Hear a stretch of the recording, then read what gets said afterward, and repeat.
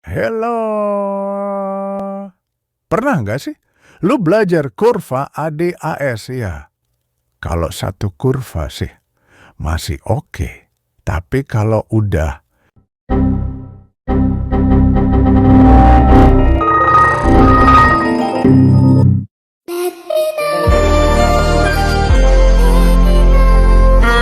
Tapi tenang aja, gue di sini bakal bantu lu biar lebih paham. Oke, pernah nggak sih lu mikir pemerintah udah keluarin kebijakan ini itu, tapi ekonomi masih aja loyo baik? Udah naikin belanja, nurunin bunga, tapi pengangguran tetap tinggi. Harga-harga makin nggak ngotak. Where did I go wrong? I lost a friend somewhere along in a bit I Sabar. Jangan-jangan masalahnya bukan cuma di kebijakannya, tapi di cara kita mikir soal ekonomi itu sendiri. Gue bakal ajak lo buat bahas bareng. Gimana sih perkembangan pemikiran ekonomi modern dari ekspektasi rasional, kebijakan segi penawaran, sampai Keynesian baru yang coba kasih solusi baru buat ekonomi yang makin ribet ini. Langsung aja gue bahas, kenapa bisa stuck gini doang. Kelompok monetaris ekstrim dinamakan demikian karena pemikiran dari monetaris menjauhi pandangan Keynesian. Ekspektasi nasional yang dikenal dengan sebutan Keynesian baru atau klasik baru. Dalam pandangan ekonomi klasik baru, tetap meyakini pasar bebas, sesuai keyakinan Adam Smith laissez-faire yang mengacu kepada filosofi di mana pemerintah meminimalkan campur tangan dalam perekonomian dan kesempatan kerja akan selalu penuh. Hal ini bertentangan dengan pandangan Keynesian yang berpendapat bahwa pengelolaan permintaan agregat penting untuk menstabilkan kegiatan ekonomi. Sebaliknya, ekonomi klasik baru berpendapat bahwa dalam jangka panjang sisi permintaan agregat tidak mempengaruhi.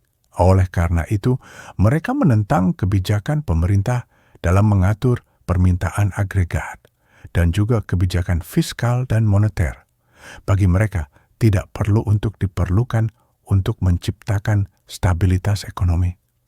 Dari penjelasan tersebut, diketahui juga bahwa sikap masyarakat bersifat rational expectation yang penting dalam menentukan tindakan sekarang maupun masa depan. Tindakan tersebut mempengaruhi kegiatan ekonomi secara menyeluruh. Apa sih yang dimaksud ekspektasi nasional? Dan bagaimana pengaruh terhadap perekonomian? Hal ini akan diterangkan dua hal, yakni adaptif dan rasional. Ekspektasi adaptif. Ekspektasi merupakan suatu estimasi dalam meramal suatu keadaan di masa depan.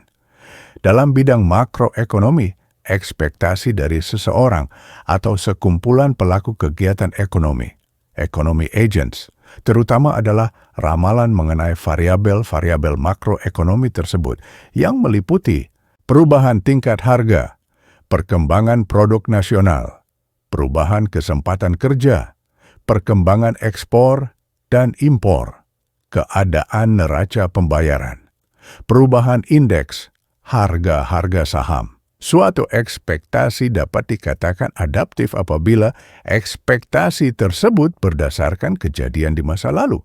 Sebagai contoh, di tahun sebelumnya, kenaikan harga sekitar 4-5% pada bulan Ramadan. Berdasarkan informasi itu, meramalkan bulan puasa pada tahun selanjutnya akan mengalami peningkatan sebanyak 5%. Kurva kebijakan pemerintah dan efeknya ke atas tingkat kegiatan ekonomi.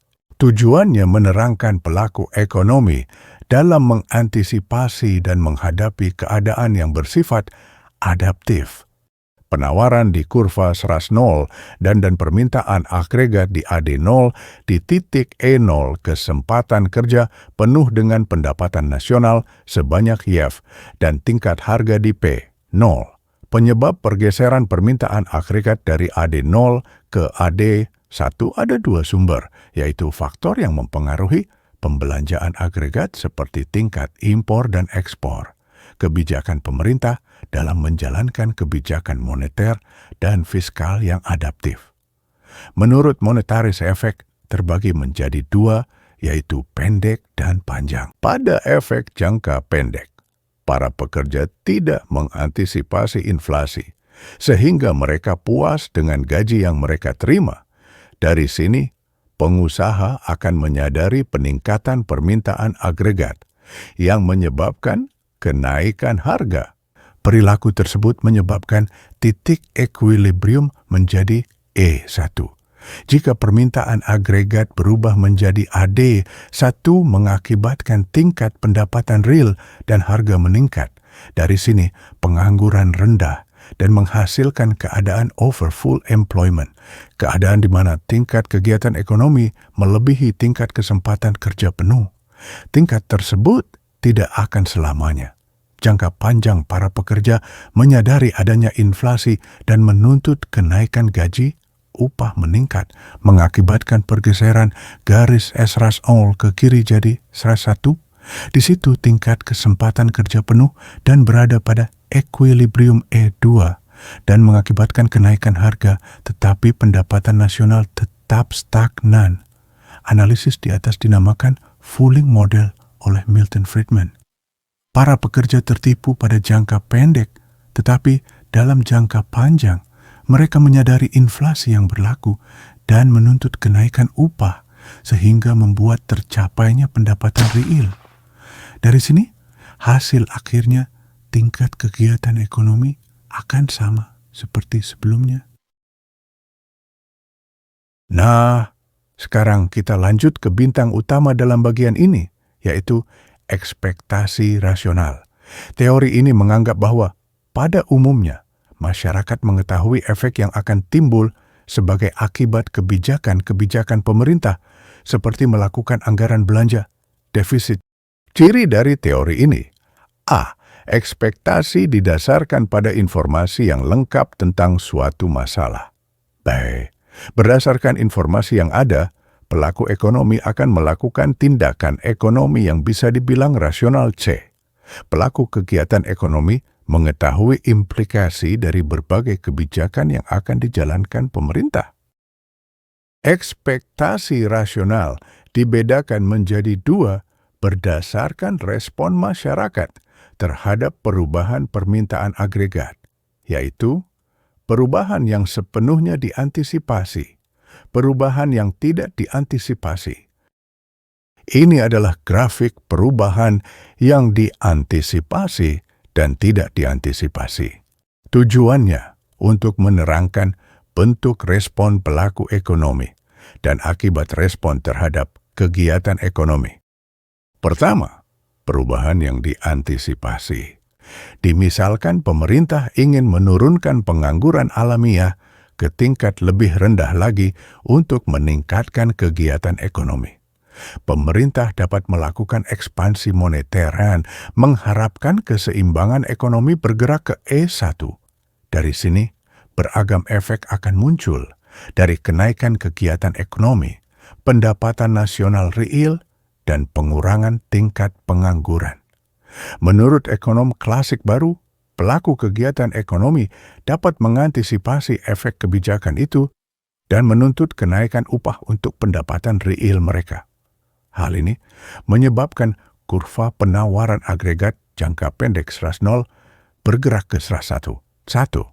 Perubahan yang diantisipasi kebijakan pemerintah dan antisipasi pelaku ekonomi itu akan menggerakkan kurva AD0 ke kanan menjadi AD1 dan kurva S0 ke kiri menjadi S1. Hal tersebut menyebabkan perubahan equilibrium kembali memotong garis LRAS dan di titik equilibrium baru yaitu E2. Efeknya hanya ke kenaikan harga, upah nominal, dan pendapatan nasional nominal. 2. Perubahan yang tidak diantisipasi jika sebuah negara adalah pengekspor bahan-bahan mentah dan di pasaran dunia harganya meningkat sangat tinggi. Efek terhadap negara tersebut adalah pendapatan ekspor meningkat dalam jumlah besar dan menggeser garis AD0 menjadi AD1 sehingga memindahkan keseimbangan ekonomi dari titik A0 menjadi A1. Pendapatan nasional real meningkat dari HF ke WH1. Sehingga meningkatkan penggunaan tenaga kerja, artinya pengangguran berkurang. Menurut ekonom klasik baru, equilibrium yang baru tersebut hanya berlaku dalam jangka pendek. Kenaikan harga dari P0 menjadi P1 mendorong para pekerja menuntut kenaikan upah untuk mendapatkan pendapatan realnya. Dari sini, garis SRAS 0 bergeser menjadi SRAS 1, sehingga AD1 dan SRAS 1 berpotongan di garis LRAS. Garis tersebut menandakan ketika pendapatan real tenaga kerja kembali ke tingkat awal. Artinya, dalam jangka panjang, tingkat kesempatan kerja, upah real dan pendapatan nasional real akan kembali ke tingkat awal pada saat sebelum naiknya ekspor. Pandangan dan kebijakan ekonomi segi penawaran. Pandangan ini muncul karena pada tahun 1970-an respon terhadap kebijakan Keynesian dan monetaris dalam menghadapi stagflasi, inflasi dalam keadaan pengangguran tinggi. Keynesian percaya pengangguran disebabkan kekurangan pembelanjaan agregat.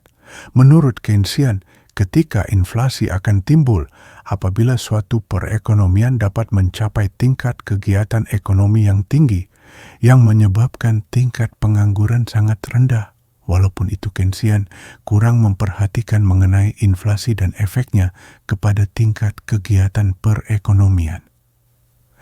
Teori ekonomi makro Keynesian tidak mengantisipasi terjadinya stagflasi yang menyebabkan tumbuhlah pandangan segi penawaran. Pandangan ini berkembang untuk mengatasi dilema kebijakan yang dialami golongan Keynesian. Golongan ini tidak hanya ingin menstabilkan ekonomi jangka pendek, tetapi juga jangka panjang. Hal yang dilakukan untuk tetap menjaga kestabilan ekonomi ialah menurunkan rasio pajak marginal, marginal tax. Di sebagian besar dunia pajak bersifat progresif. Yang dimaksud yaitu semakin tinggi pemasukan, maka pajaknya pun akan ikut meninggi. Pajak marginal akan menimbulkan efek yang negatif terhadap penawaran tenaga kerja dan menghambat mereka untuk berproduktif. Dalam jangka panjang juga, pajak marginal yang tinggi mengurangi insentif untuk mendapatkan pendidikan yang tinggi.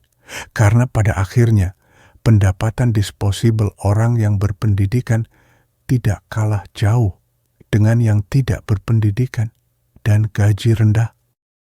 Dari segi makro, rasio pajak yang tinggi mengakibatkan inflasi yang lebih cepat dengan persamaan MV sama dengan PT, yang dimana harga barang semakin tinggi. Walaupun begitu, ada beberapa kritik yang menyinggung efek dari penurunan pajak menimbulkan pengurangan anggaran dan mengurangi kemampuan pemerintah. Golongan segi penawaran menanggapi pertumbuhan yang cepat dapat menambah penerimaan pajak dan dapat mengimbangi pengurangan pajak yang diakibatkan oleh penurunan presentasi pajak marginal. Efek pengurangan pajak jangka panjang dibagi menjadi dua bagian, yakni efek pengurangan pajak perseorangan dikurang tingkat marginal saja, dan juga pajak perseorangan dan pajak keuntungan perusahaan. Jika terjadi pengurangan pajak perseorangan, maka pendapatan disposable akan naik. Hal ini menyebabkan equilibrium di pasar tenaga kerja mencapai tingkat yang tinggi, sehingga pendapatan nasional real bertambah. Pertama kita bahas efek pengurangan pajak pendapatan perseorangan dikurang tingkat marginal. Dalam grafik pasaran tenaga kerja, permintaan tenaga kerja ditandakan oleh ND dan penawaran tenaga kerja ditandakan oleh NS. Keseimbangan tenaga kerja awal ada di titik E0. Jumlah tenaga kerja yang lagi digunakan N0. Garis penawaran tenaga kerja NS bergeser ke kanan jika ada kebijakan pemerintah yang membuat pajak marginal turun. Garis tersebut menjadi NS. Hal itu membuat equilibrium berpindah menjadi E1. Upah nominal dan kesempatan kerja juga berubah dari W0 menjadi WW1 dan N0 ke N1 dalam grafik fungsi produksi. Akibat dari pergeseran titik kesempatan kerja yang ada di grafik pasaran tenaga kerja membuat kenaikan pendapatan real yang ditunjukkan di grafik fungsi produksi. Tingkat kesempatan kerja dari N0 yang naik di titik baru, yaitu N1, membuat kenaikan pendapatan nasional real dari Gagnol ke Yatong. Dalam grafik keseimbangan ADAS, kenaikan pendapatan nasional yang ada di grafik fungsi produksi di sini ditandai dari Yakun 0 sama dengan EGF 0 ke Y1 sama dengan YF1. Equilibrium titik awal adalah E0. Kebijakan yang mengurangi pajak membuat garis permintaan agregat berubah dari AD0 ke AD1 dan menggeser garis LRAS ke kanan dari LRAS 0 ke LRAS 1. Hal itu membuat keseimbangan ada di titik baru, yaitu E1, dan harga ada di tingkat yang lebih rendah dari P0 ke P1. Selanjutnya kita bahas efek pengurangan pajak perseorangan dan pajak keuntungan. Jika pemerintah melakukan pengurangan pajak dua aspek, maka akan mempengaruhi, yaitu jumlah pengembalian modal investasi menjadi bertambah dalam persentase, dan dana yang diinvestasikan pada perusahaan akan lebih banyak. Dalam grafik pasaran tenaga kerja, pada tenaga kerja di kurva ini, di titik E0 akan berpindah menjadi E1, dikarenakan permintaan dan penawaran tenaga kerja yang naik. Hal ini juga berpengaruh terhadap tingkat upah menjadi WB1 dan naiknya tenaga kerja yang dipakai di N1. Dalam grafik fungsi produksi, pada grafik fungsi produksi, N0 menandakan penggunaan tenaga kerja awal, dan YB0 menandakan pendapatan nasional real awal. Selain itu, FN0 menandakan fungsi produksi awal. Efek pengurangan pajak membuat penggunaan tenaga kerja naik menjadi N1, dan fungsi produksi naik menjadi FN1. Hal itu membuat meningkatnya pendapatan nasional real. Dalam grafik keseimbangan ADAS, pada grafik tersebut, titik equilibrium berpindah ke E1, dan permintaan agregat berubah menjadi AD1, LRES 0 menjadi LRES 1, SRES 0 menjadi SRES 1. Tetapi tingkat harga tetap stagnan. Part 3. Perkembangan golongan Keynesian baru. Latar belakang pemikiran Keynesian baru. Keynes berpendapat bahwa mekanisme pasar bebas tidak cukup untuk menjamin kesempatan kerja penuh. Ia menekankan pentingnya peran pemerintah dalam mendorong perekonomian, terutama dalam menghadapi krisis dan pengangguran. Namun, setelah Keynes, muncul berbagai kritik dari kelompok klasik baru yang percaya bahwa dalam jangka panjang, pasar akan menyesuaikan diri secara otomatis dan pengangguran akan hilang dengan sendirinya. Lalu muncul kelompok Keynesian baru. Mereka mencoba menjawab kritik klasik baru dengan tetap mempertahankan semangat Keynesian, namun dengan memasukkan unsur-unsur teori modern, seperti rasionalitas pelaku ekonomi dan fondasi mikroekonomi. Pokok pandangan Keynesian baru. Kelompok Keynesian baru meyakini bahwa pengangguran tidak akan hilang dengan sendirinya. Pemerintah harus aktif melalui kebijakan fiskal dan moneter untuk menjaga kestabilan ekonomi. Pasar barang dan tenaga kerja tidak bekerja seefisien asumsi teori klasik baru. Mereka fokus pada kekakuan harga dan upah dan mengembangkan teori-teori yang menjelaskan kenapa penyesuaian pasar bisa sangat lambat atau bahkan terhenti. Kejutan permintaan dan penawaran. Pandangan klasik baru. Menurut klasik baru, guncangan ekonomi hanya bersifat sementara. Jika permintaan atau penawaran terganggu, pasar akan menyesuaikan kembali. Dalam jangka panjang, ekonomi akan kembali ke tingkat kesempatan kerja penuh. Tapi, apakah penyesuaian itu benar-benar secepat itu? Keynesian baru tidak sepakat. Kekakuan di pasar barang pertama, menu costs dan sticky prices. Menu cost adalah biaya kecil yang muncul saat perusahaan mengubah harga, seperti biaya mencetak daftar baru atau risiko kecewakan pelanggan. Menurut Mankiw, banyak perusahaan enggan menurunkan harga karena adanya biaya kecil saat mengubah harga, seperti mencetak ulang katalog atau risiko kehilangan loyalitas konsumen. Akibatnya, saat permintaan menurun, perusahaan tetap mempertahankan harga dan produksi pun ikut menurun. Maka, pengangguran bisa bertahan lama. Kedua, penetapan harga markup. Perusahaan sering menentukan harga dengan menambahkan markup pada biaya produksi. Namun, kalau biaya naik, maka harga ikut naik. Kalau biaya turun, maka perusahaan tidak menurunkan harga karena ingin menjaga keuntungan. Ini membuat harga menjadi kaku turun, sticky downward, meski ekonomi sedang lesu. Kekakuan di pasar tenaga kerja pertama, kontrak upah, wage contract theory. Upah tidak langsung turun saat krisis karena sudah diatur dalam kontrak jangka panjang, misalnya 1-3 tahun. Akibatnya, perusahaan tak bisa menyesuaikan upah dengan cepat, bahkan saat kondisi berubah. Kedua, teori orang dalam orang luar, insider-outsider theory. Orang dalam, pekerja lama, menolak pemotongan upah melalui kekuatan serikat. Orang luar, penganggur, mau bekerja dengan upah lebih rendah, tapi perusahaan tidak mau merekrut mereka karena risiko, biaya pelatihan, dan menjaga moral pekerja lama. Ketiga, teori upah efisien, efficiency wage theory.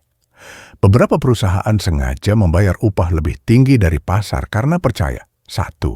Meningkatkan motivasi dan produktivitas. 2. Mengurangi turnover karyawan. 3. Menarik pekerja terbaik.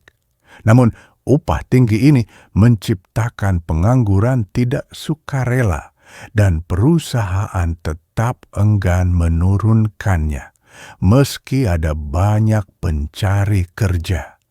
Karena kalau upah diturunkan, semangat kerja dan efisiensi akan menurun juga.